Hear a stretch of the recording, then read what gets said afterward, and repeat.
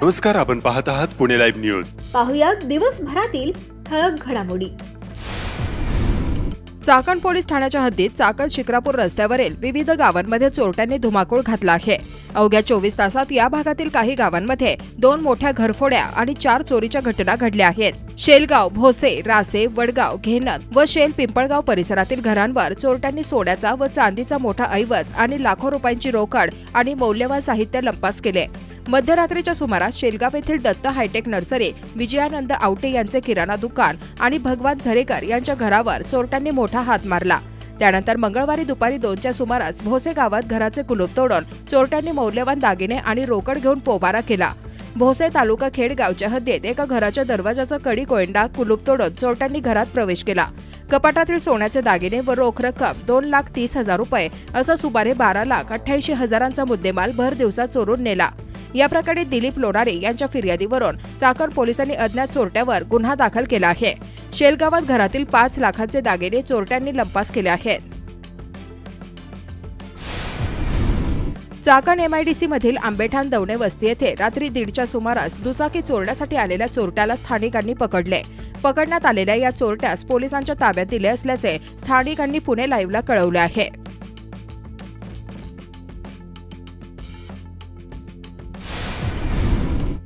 कोयाळी तालुका खेड येथील रोहित्रामधील सुमारे 80,000 रुपये किमतीच्या 100 किलो वजनाच्या तांब्याच्या तारांची चोरट्याने तोडफोड करून चोरी केली. या प्रकरणी चोरट्याविरोधात आळंदी पोलीस ठाण्यात गुन्हा दाखल करण्यात आला आहे.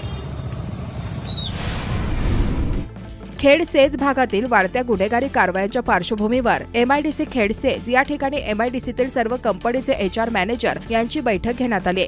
सदर बैठकीस पुणे ग्रामीणचे पोलीस अधीक्षक संदीप सिंह गेल तसेच अप्पर पोलीस अधीक्षक रमेश चोपडे व खेड पोलीस स्टेशनचे पोलीस निरीक्षक सुभाष चव्हाण आदीसह विविध कंपन्यांचे अधिकारी उपस्थित होते.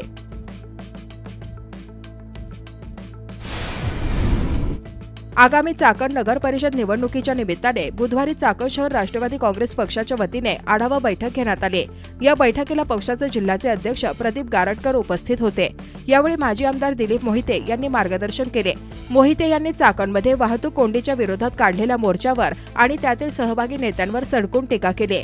चमकोगिरी करणारे नेते आणि पुढारी यांचे आंदोलन असा त्यांनी चाकण वाहतूक कोंडी विरोधात काढण्यात आलेल्या मोर्चातील काही आंदोलकांचा उल्लेख केला. मोहिते यांचा रोख खासदार अमोल कोल्हे, माजी खासदार शिवाजीराव अढळराव आणि खेडचे विद्यमान आमदार बाबाजी काळे यांच्याकडे देखील होता. दरम्यान चाकण नगर परिषद ताब्यात घेण्याचा यावेळी निर्धार करण्यात आला.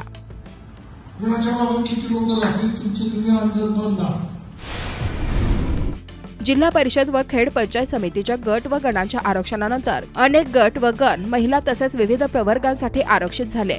त्यामुळे आता अनेक इच्छुकांनी आपल्याच घरातील महिलांना पुढे करण्याचा पवित्रा घेतला आहे. त्यातच आता काही लगतच्या तालुक्यातील राजकारणाचे पडसाद खेड तालुक्यापर्यंत येण्याची शक्यता निर्माण झाली आहे.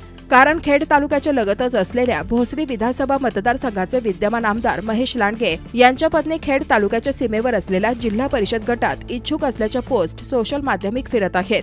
तर भोसरी विधानसभा मतदारसंघातील त्यांचेच पारंपरिक प्रतिस्पर्धी असलेले माजी आमदार विलास लांडे यांची मुलगी व सुधीर मुगसे यांच्या पत्नी या देखील याच जिल्हा परिषद गटातून लढणार असल्याचे चित्र निर्माण झाले आहे. त्यामुळे खेड तालुक्यातील काही जिल्हा परिषद गटांमध्ये टोकाचे राजकारण पाहायला मिळणार असल्याची चर्चा आतापासून सुरू झाली आहे. उपअधीक्षक भूमी अभिलेख कार्यालयाचा भोंगळ कारभार पुन्हा एकदा चव्हाट्यावर आला आहे.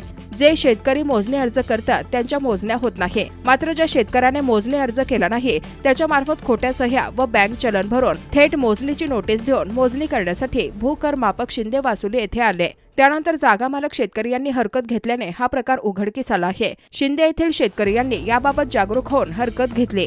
त्यामुळे भांबवलेल्या मोजणी कार्यालयाने मोजणी थांबवली. मात्र या व अशा अनेक गैरप्रकारांची चौकशी होणार का असा सवाल सामान्य शेतकरी विचारत आहेत.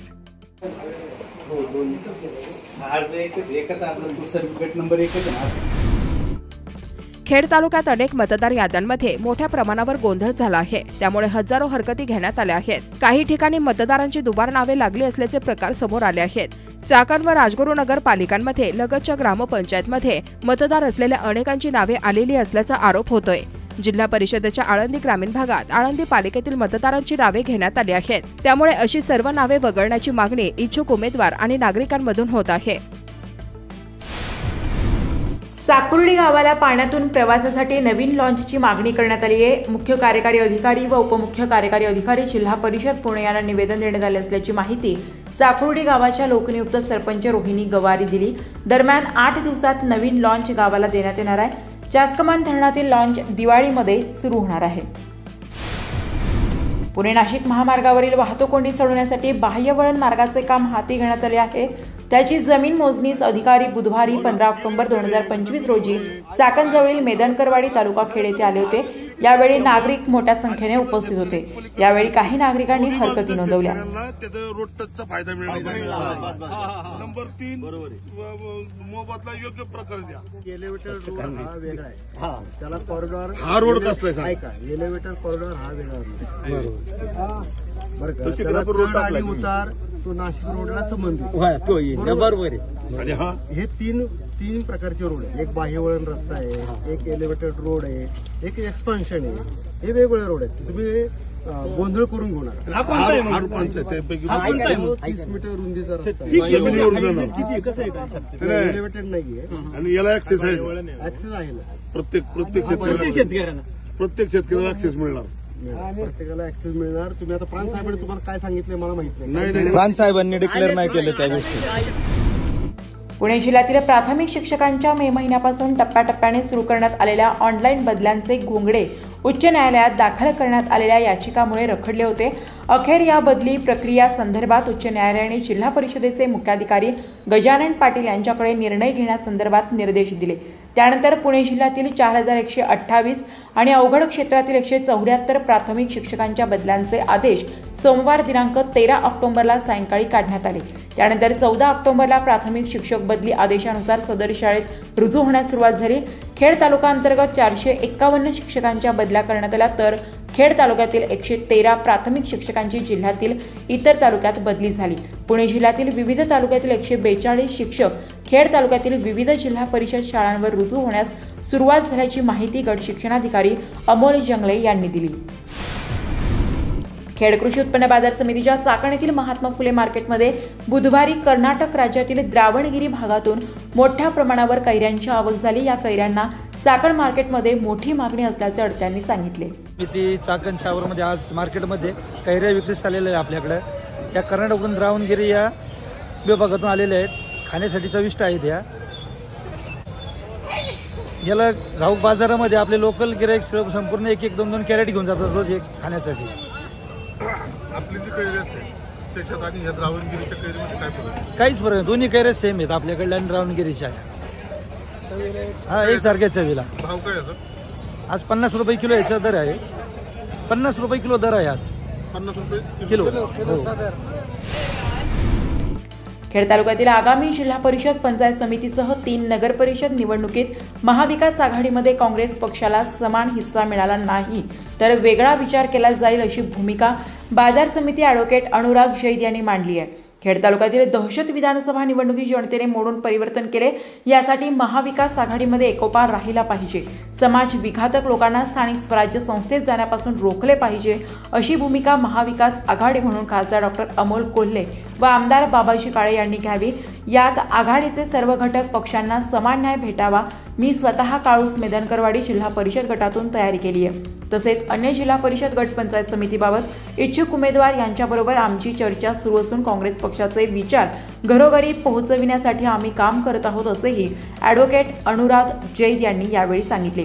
काँग्रेस पक्षाकडून पाईट पंचायत समिती गणातून कावेरी राळे, चास पंचायत समिती गणातून सोनम सहाणे, पिंपळगाव पंचायत समिती वंदना सातपुते, आंबेठाण पंचायत समिती गणातून गीताबाई मांडेकर, पिंपळगाव मरकळ जिल्हा परिषद गटातून अमोल दौंडकर, नाणेकरवाडी महाळुंगे गटातून नितेश घोलप तसेच नगर परिषद चाकण व आळंद येथे अनुक्रमे संगीता गायकवाड व उमेश रानवडे, संदीप नायकरे हे इच्छुक असल्याचे काँग्रेसकडून सांगण्यात आले आहे.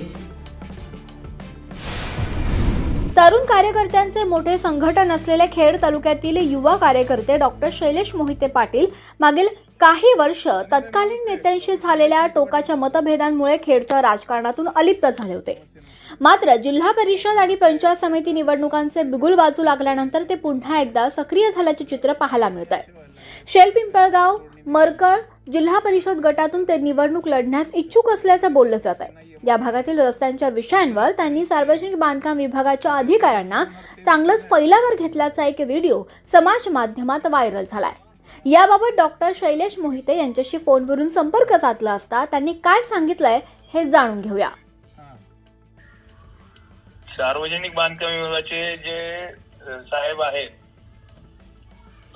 दाने साहेब, तर त्यांना मी फोन केला. ऍक्च्युली काय झालं, मी 2-3 वेळा आळंदी मरकळ रोडनी गेलो, नंतर कनेरसर रोडनी गेलो आणि बरेचसे जे मधले आतले रस्ते आहेत त्या रस्त्यांनी गेलो तर सगळीकडे खड्डे पडलेले आहेत. म्हणजे खड्ड्यात रस्ते एका रस्त्यात खड्डे तेही कळत नाही. एवढ्या वेळा 2 व्हीलरवाले रस्ता चुकवायच्या प्रयत्नामध्ये घसरून पडतात, 4 व्हीलरचे सस्पेन्शन जातात, एवढे मोठाले खड्डे आहेत.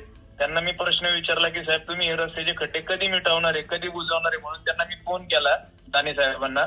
तर त्यांनी मला आश्वासन असं दिलंय की बाबा दिवाळी झाल्यानंतर त्या पद्धतीने आम्ही टेंडर ऑलरेडी केलेलं आहे खड्डे बुजवायचं. तर मी त्यांना हेही सांगितलं, म्हटलं साहेब आळंदी मरकळ रोडला आणि कनेरसर रोडला दोन्हीकडे MIDC असल्यामुळं त्या ठिकाणी मोठे मोठे ट्रकची हेवी वाहतूक आहे. तुम्ही फक्त जर त्या रस्त्याला मुरुम टाकून खड्डे बुजवले तर ते खड्डे बुजून कुठल्याही प्रकारचा उपयोग होणार नाहीये. तर ते म्हटले नाही आपण डांबरीकरण करणार आहे प्रत्येक ठिकाणी. तर मी त्यांना सांगितलं साहेब म्हटलं लवकरात लवकर ते करा, म्हटलं लोकांची गैरसोय होती त्याच्यामुळं, आणि कारण नसताना लोकांना म्हटलं अँब्युलन्स घेऊन जायला सुद्धा वेळ लागतोय. तर त्यांनी मला आश्वासन दिलंय की दिवाळी झाल्यानंतर तुम्हाला एक 8 ते 10 दिवसामध्ये ते रस्ते सगळे पूर्ण खड्डेमुक्त झाले दिसतील म्हणून. चालेल सर, तेवढं प्लीज जरा माझी काइंडली रिक्वेस्ट आहे कार्यकर्ता म्हणून की तेवढं प्लीज करून घेतलं तर बरं होईल. दिवाळीच्या सुट्टीत विद्यार्थ्यांना घरचा अभ्यास तसेच आपले हस्ताक्षर सुधारण्यासाठी सन्मार्ग फाउंडेशनच्या माध्यमातून शैक्षणिक गुणवत्ता विकास अक्षर सुधार आणि सरावाकरिता अत्यंत उपयुक्त असणारे पुस्तक विद्यार्थ्यांना वाटप करण्यात आलंय. खेड तालुक्याच्या दक्षिण भागातील जिल्हा परिषद प्राथमिक शाळा, माध्यमिक विद्यालय, इंग्लिश मीडियम, अंगणवाडी येथील विद्यार्थ्यांना हस्ताक्षर सुधार पुस्तक सन्मार्ग फाउंडेशनच्या अध्यक्ष शीतल येळवंडे यांच्याकडून हे पुस्तक वाटप करण्यात आलं. शीतलताई येळवंडे आणि आशिष दादा येळवंडे यांनी आपल्यासाठी तुमच्या 1ली-2रीसाठी जी हस्ताक्षराची पुस्तकं दिली आहेत. पंढरीच्या सावळ्या विठुरायाला भेटण्याची आस लागलेला असंख्य वैष्णवांचा मेळा मंगळवारी म्हाळुंगे तालुका खेड येथे जमला. निमित्त होतं ते श्रीपती बाबा महाराज पालखी सोहळ्याचं. हाती भगव्या पताका, मुखी ज्ञानोबा तुकोबांचा जयघोष, त्याला टाळ मृदुंगाची साथ अशा भक्तिमय वातावरणात संत श्रीपती बाबांच्या पालखीनं सकाळी 11 वाजण्याच्या दरम्यान पंढरपूरकडे प्रस्थान ठेवलं. म्हाळुंगे येथे रंगलेल्या या प्रस्थान सोहळ्यास विविध भागातून भाविकही जमले होते.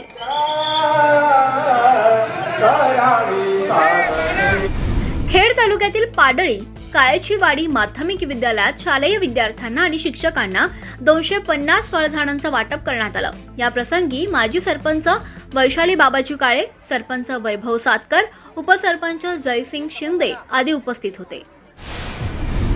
खेड तालुक्यात विविध प्रशाला आणि महाविद्यालयांमध्ये माजी राष्ट्रपती डॉक्टर APJ अब्दुल कलाम यांचा जन्मदिवस वाचन प्रेरणा दिन म्हणून उत्साहात साजरा करण्यात आला. हुतात्मा राजगुरू महाविद्यालयातील मराठी विभागाच्या वतीनं डॉक्टर APJ अब्दुल कलाम वाचन कट्टा अंतर्गत काव्य वाचन, आवडत्या ग्रंथातील उतार्यांचे वाचन अशा उपक्रमांचं आयोजन करण्यात आलं होतं. तेवढे वाचन करीन आणि यातच माझे. होलेवाडी तालुका खेड येथील आर्या माणिक होले हिनं छत्रपती संभाजीनगर येथे झालेल्या 14 वर्ष शालेय राज्यस्तरीय तायक्वांदो स्पर्धेमध्ये गोल्ड मेडल मिळवून पंजाब येथे होणाऱ्या राष्ट्रीय स्पर्धेसाठी तिची निवड झाली आहे. आंबेगाव आणि खेड तालुक्याच्या हद्दीत जैतवाडी भागात आदिवासी समाजाच्या जमिनीतून प्रशासन पोलिसांच्या माध्यमातून जबरदस्तीनं रस्ता करत असल्याचा आरोप स्थानिक आदिवासी बांधवांनी केला. या भागात बुधवारी मोठे तणावपूर्ण वातावरण झालं होतं. स्थानिक आदिवासी बांधवांनी पुणे लाईव्ह सोबत संपर्क साधून नेमकं काय सांगितलंय हे जाणून घेऊया. माझं नाव राजू ज्ञानेश्वर शिंदे. सांगा ना काय झालं नेमकं तुमच्या काय कुठल्या गावामध्ये काय झालंय? साहेब मी पेठ ठाकरवाडी आंबेगाव तालुक्यात राहतोय. माझी जमीन आंबेगाव तालुक्यात आहे, गट नंबर 1 ते 1190 मध्ये. खेड तालुक्याशी काय संबंध आहे त्याचा नेमका? आता ते जमीन आंबेगाव तालुक्यात, महसूल आंबेगाव तालुक्याचं आणि खेडचा काही संबंध नसताना अख्खं सगळं खेडचं पोलीस डिपार्टमेंट तिथं रस्ता करण्यासाठी त्यांना मदत करत होतं. पोलीस कुठले होते? आंबेगावचे होते का खेडचे होते? पोलीस कुठले होते? खेडचे पोलीस होते, सगळं डिपार्टमेंट खेड. काय म्हणणं आहे त्यांचं? कसा रस्ता करतायत ते? खेड तालुक्यात एक ग्रामीण मार्ग 20 म्हणून जयदवाडी रोडचं फंडिंग पडलेलं आहे आणि त्या रोडचं कामकाज आंबेगाव तालुक्यात चालू केलंय त्यांनी आणि ऑलरेडी तो रोड मंजूर आहे खेडमध्ये. मग त्याचं खेडमध्ये आमच्या जमिनीपासून खेडच्या अलीकडे म्हणजे शिवहाटीपासून अलीकडे 400 ते 500 फूट अंतरावर ग्रामीण मार्ग 20 आहे अस्तित्वात. पण तिथं आजपर्यंत त्या रस्त्यावर कोणतंही काम केलं गेलेलं नाही. तो रस्ता तो फक्त तिथं ट्रॅक्टर जाणे एवढाच फक्त तो रस्ता आहे आणि तो त्याचं फंड पूर्ण आंबेगाव तालुक्यात वापरलं जात आहे बळजबरीनं. नाही ठीक आहे, आंबेगाव मध्ये वापरतील किंवा खेडमध्ये वापरतील, तुमचा विरोध काय आहे त्या रस्त्याला? ते रोड करताना माझ्या जमिनीच्या मधोमध रोड केला जातोय आहे. रस्त्याच्या खाली जमीन राहते, वर जमीन राहते. म्हणजे खाली तुकडा पडल्यानंतर जमीन करायला त्रास होणार ना साहेब? नाही, पण तो रस्ता मंजूर जी मोजणी झालेली ती चुकीची झाली का? झाली असं म्हणणं आहे का तुमचं? काही दांडगाईने तुमच्या जमिनीतून करताय? माझी जी मोजणी झाली ती रस्त्याच्या खाली 30 ते 40 फूट खाली जागा निघायची. बर. आधी पुन्हा आहे ना रस्त्याच्या खाली 40 फूट 50 फूट पर्यंत 30-40 फूट खाली निघायची जागा. अच्छा, मग ते तुमच्या आदिवासींच्या जागेतून ते रस्ता करतायत प्रशासन हाताची धरून? हो. बरं, तो रस्ता कशासाठी, ऐका ना, तो रस्ता कशासाठी करतायत? कुणाच्या सोयीसाठी तो रस्ता करतायत? काही राजकीय लोकांनी तिथे जमिनी घेतल्यात? जयदवाडीसाठी तो रस्ता आहे आणि त्याच्यात असतील काय आता ते त्याच्यात बरेच श्रीमंत लोक असतील ते पोलीस स्टेशनला पैसे भरून काम चालू केलंय का काय केलंय. मनसर पोलीस स्टेशनचं काय काम नाही का साहेब? आम्ही आंबेगाव तालुक्यात मग मनसर पोलीस स्टेशनला त्यांनी तक्रार करायला पाहिजे ना. पोलीस प्रोटेक्शन मनसरचं घ्यायला पाहिजे. खेडचं काय संबंध आहे मग आंबेगाव तालुक्यात येण्याचा? खेड पोलिसांना पोलीस स्टेशन खेड पोलिसांना ते सुपारी देऊन त्यांना आणले असा आरोप आहे का तुमचा? हो. आता मग आंबेगाव तालुक्यात काय आंबेगाव तालुक्यात मनसर पोलीस स्टेशन नाही का? आंबेगाव मनसर पोलीस स्टेशनचा रोल नाही का आमच्या इथं? नाही, तो संबंध येत नाही का? जयदवाडी खेड तालुक्यातून आहे त्याच्यामुळे खेडचे पोलीस येत आहेत आंबेगावच्या हद्दीपर्यंत असं असेल. हो. आपण जमीन आंबेगाव तालुक्यात असल्यामुळे महसूल आंबेगावचं लागलं गोडेगावचं संबंध आला. बरं, काय केलं शेवटी त्यांनी? मग रस्ता केला का तो आज? नाही, इकडं पुण्याला ते इंजिनियर आहे ना ढापके म्हणून त्यांच्या अभियंत्यांना फोन केला होता. ते म्हणले का उद्या मीटिंग घ्या आणि मीटिंग कशी काय होती तुमच्या बाजूने जर नाही लागलं नाही म्हणजे मीटिंग मध्ये जर नाही चर्चा झाली तर परत ग्रामसडक योजनेच्या बुलटेकडीच्या ऑफिसला या म्हणून आम्हाला यायला सांगितले. बरं, मग पोलीस गेले का तिथे रस्ता न करता गेले का? काय केलं त्यांनी नेमकं? रस्ता त्यांनी थोडा केलेला आहे आणि ते कामकाज बंद केले. आता स्टॉप केलेलं आहे. उद्या 10 वाजता मीटिंग होणार आहे. मीटिंग मध्ये काय आता कसं काय होतंय मीटिंग मध्ये आम्ही त्यांना म्हणलं की आमच्या जमिनीतून जो रस्ता जातो त्याचं भूसंपादनाचं पेपर किती भूसंपादन झालंय, आमच्या जमीन त्या रस्त्यासाठी किती संपादित झाली त्याचं पूर्ण डिटेल आम्हाला द्या. तुम्हाला तुमच्या जमिनीचा या रस्त्याचा काही संबंध नाही. मग तुम्ही आमच्या जमिनीच्या मधोमध त्या रस्त्याचं चालू केला ना तर ते पुढले काही बोलूनच देत नाही. डायरेक्ट दमदाटी. पोलीस म्हणतात तुम्ही लय करू नका नाही तर तुमच्या गुन्हा दाखल करू, लाठीचार्ज करू. आज डायरेक्ट लाठीचार्ज करायचे त्याचं चालते. ते सकाळपासूनच पिंजरा तिथं लावलेला होता आणि ते पोलीस आलेले त्याचं लेटर पण आम्हाला दिलं नाही.